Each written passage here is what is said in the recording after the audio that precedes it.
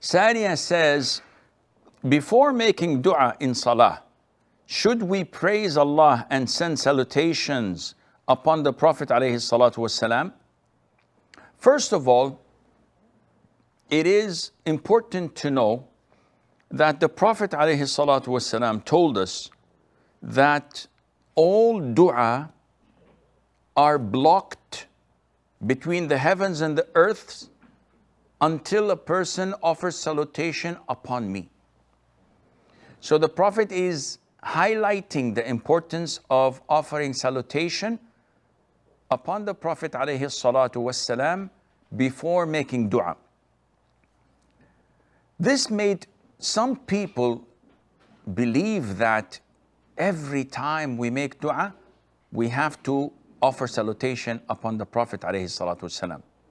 However, if you observe the sunnah of the Prophet ﷺ and the way he used to make dua, you'd find that there are two types of dua. A dua that is prescribed, that the Prophet told us to say it, and it does not contain praising Allah or offering salutation upon the Prophet ﷺ. And there is dua that is general, that the Prophet told us, make dua here or there. And he did not specify a particular dua. The first type of dua, such as Sayyidul Istighfar, the master of seeking forgiveness, the best dua for seeking forgiveness. And it begins by, Allahumma anta rabbi wa ana abduk. So there is no praising of Allah, and there is no offering salutation of the Prophet ﷺ. Maybe one would say, Allahumma anta rabbi is a form of praising Allah Azza wa Jal. It's possible, but there is definitely no salutation upon the Prophet ﷺ. The dua we say when we wake up for tahajjud prayer in the middle of the night. اللهم لك الحمد أنت قيم السماوات والأرض ومن فيهن ولك الحمد أنت نور السماوات والأرض ومن فيهن ولك الحمد أنت الحق وقولك. All of this is praising Allah. Offering salutation upon the Prophet is not mentioned here, alayhi salatu wasalam. So we understand that the prescribed dua is to be recited without praising Allah and offering salutation upon the Prophet alayhi salatu wasalam. As for general dua, such as between adhan and iqamah, the adhan is over, I said the adhkar, and the iqamah is in 10 minutes. I raise my hands. I'd like to ask Allah for anything. I praise Allah and I offer salutation upon the Prophet ﷺ. There's no problem in that, none whatsoever. Now, in the last third of the night, the same thing. When it rains, the same thing, etc.